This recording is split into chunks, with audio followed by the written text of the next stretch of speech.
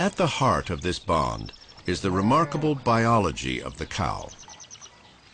A cow can eat pretty much anything and miraculously transform it into milk, meat, and a whole range of other products that sustain our daily lives. The key to the cow's success lies here, the rumen. It's sort of the belief of every school child that the cow has 4 stomachs. That's not really true. What it has is one true stomach, the abomasum, which is exactly the same as our stomach. Upstream of that is a multi-compartmental fermentation vat, fermentation chamber, wherein live the microbes.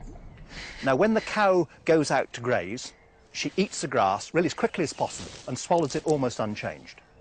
That comes into the rumen, and at that point it's really quite difficult for the microbes to penetrate through the cell wall and start the chemical digestion of the plant fibre. So what the cow has also evolved is this really elegant mechanism of rumination.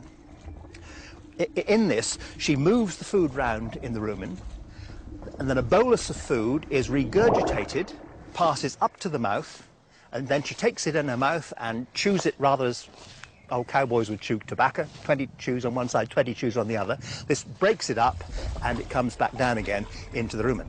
The microbes, having done their work, then are passed out of the fermentation chamber into the abomasum, where they heroically die and give up their lives to provide protein for the cow to produce milk and meat for ourselves.